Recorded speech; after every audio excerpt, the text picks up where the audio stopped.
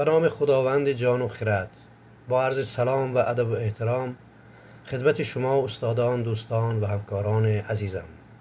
بنده جعفر خالمومینوف جعفر محمد ترمذی هستم، استاد دانشگاه ICFT در تاشکند و سعادتمندم که با بهانه این همایش بین المللی علمی که دانشگاه بین المللی زبانهای جهان تاجیکستان برگزار کرده است، اگرچه مجازی است، در جمع شما عزیزان حضور داشته باشم. از آنجا که بیشتری کارهای بنده در زمینهای تصوف و عرفان و ادبیات فارسی تاجیکی است، خواستم با استفاده از این فرصت به بررسی بحث زبان عرفانی در ادبیات فارسی تاجیکی و زمان جهانی شدن پردازم. مطلبی در این موضوع نوشتم که از 40 صفحه بیشتر است و بخش از آن را هم به آدرس این کنفرانس فرستادم. حالا نمیخوام به تمام این موضوع پردازم، الا اینکه به چند نکته آن اختصاراً اشاره کنم. از نیمه دوم قرن 8 میلادی در جهان اسلام جریان با نام تصوف به وجود آمد که اکثر بنیانگذاران آن فارسی زبانان یعنی تاجیکان بودند. این جریان از قرن 9 با آثار اندیشه حکیم ترمذی جنبه علمی نظری پیدا کرد و در عصرهای 10 و 11 با آثار منصور و منظوم فارسی تاجیکی ابن سینا و کتاب 4 جلده شرح تعرف لمذهب تصوف مستملی بخارایی وارد زبان فارسی تاجیکی گردید. از نیمه دوم عصر 11 با اشعار عارفانه سنایی و احمدی جام شعر عرفانی فارسی تاجیکی وارد جهان اندیشه شد.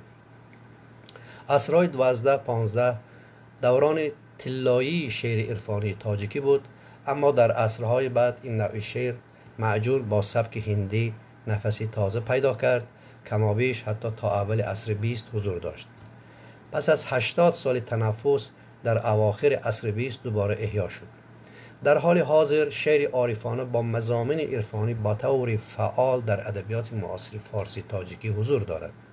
تصوف عرفان در روند شکل دادن ادبیات عرفانی و فلسفه عرفان در طول بیش از 900 سال زبان ویژه ایرانی به خود اختصاص داد که زبان عرفانی نام دارد. این زبان همان زبان فارسی تاجیکی است، همان زبان عطار و سعدی و مولانا و حافظ و جامع و بیدل است، منتها زبان رمز و مجاز است که به کلمات فارسی و عربی معناهای عرفانی را بار کرده است.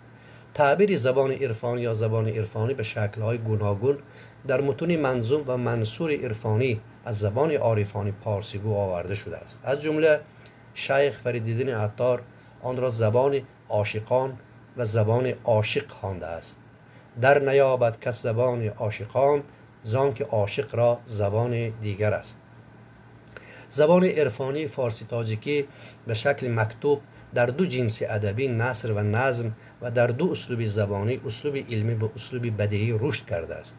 اسلوب علمی زبان عرفانی قالب اسلوب فلسفی، اسلوب بدیعی آن معمولا در قالب اسلوب شعری واقع شده است. زبان عرفانی فارسی تاجیکی قالب گراماتیکی به خود خاص را دارد. این قالب ویژه گراماتیکی هم در نثر عرفانی و هم در شعر عرفانی دیده می شود. زبان عرفانی فارسی تاجیکی ویژگی های لکسیکی به خود خاص را دارد که بسیار آموزنده و جالب است. چنان که علم فلسفه سیستمی کاتگوری ها را برای خود ساخته است، تصوف عرفان سیستمی اصطلاحات به خود خاص را که به اصطلاحات عرفانی معروف است آفریده است که از یک سو جنبه زبانشناسی و از سوی دیگر جنبه فلسفی دارد و بدون تحلیل گرمنفتیکی قابل فهم نمی شود. زبان عرفانی از لحاظ سمیاتیک و سمانتیک نیز در نوع خود بی‌نظیر است. رمزها و علامت‌های رمزی در این زبان نهایت بیشمارند. در این زبان معنای باطنی کلمه و تعبیرات از معنای لغوی آن یعنی از معنای ظاهری فرق می‌کند. این زبان بیشتر چون اسلوب افاده کننده تفکری باطنی و تجربه میستیکی در طریقت‌های تصوف و ادبیات عرفانی نمایان می‌شود که در آن کلمه و تعبیرات نه تنها معنای ظاهری دارند، بلکه در سطوح مختلف رمزی و مجازی معناهای مرموز و پنهانی را تقدیم می‌کنند. ویژگی اصلی زبان عرفانی در رمزگرا و مجازی بودن آن است. عرفا معتقد بودند که معانی غیب را با بیان صریح گفتن غیر ممکن است. آن فقط با رمز باید گفته شود و آن را تنها افرادی میتوانند درک کنند که اهل معرفت و سیر و سلوک باشند.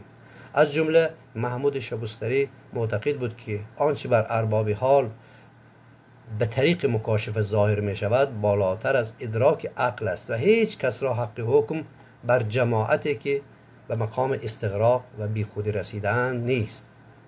زبان عرفانی تنها یک اسلوب کمونیکاسیونی عادی نیست، بلکه یک سیستم و روش بیان معنوی و باطنی جامعه است که توسط آن اهل عرفان کوشش کرده اند از مرز معنای ظاهری لغوی خارج شوند و تجربه های باطنی را با زبان رمزی و مجازی بیان کنند.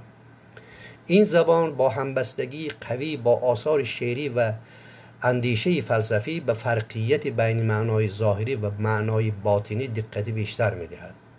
ملک الشعرا بهار بر این باور بود که زبان و سبک بیان آثار عرفانی از ابتدا عهد سامانیان تا قرن 12 ساده و روان، زیبا و شیوا و به فهم عامه مردم بسیار نزدیک بود، اما در قرون بعد به پیچیدگی‌ها و تکلف‌ها گرفتار شد.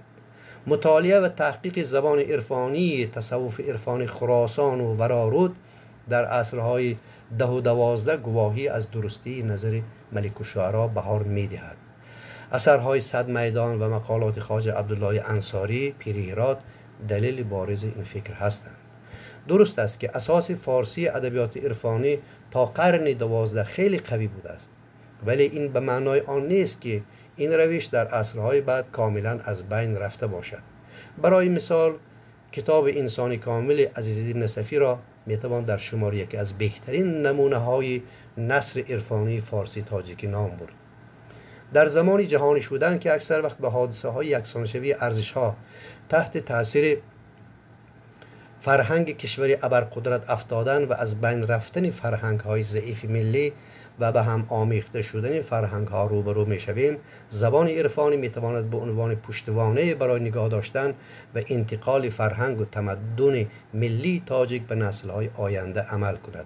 زبان عرفانی می تواند در زمان جهانی شدن یک اصول قوی مقاومت به پدیده فرهنگ عاموی، یک شیوه نادری گفتگو برای جهانسازی جدید باشد. زبان عرفانی که اساساً به پیام حقیقت الهی و معرفت بشری توجه دارد می تواند یکی از روش‌های مقابله با شیوه فرهنگی ارزش‌های ضعیف، کاهش خورده و غیر مطلوب کشورهای مقتدر جهان باشد. به این معنا زبان عرفانی می تواند به عنوان یک رابط زمینه خوبی را برای احیای افکار بشردوستانه که مستقیما در فلسفه تصوف و ادبیات عرفانی بیان شده‌اند ایجاد کند.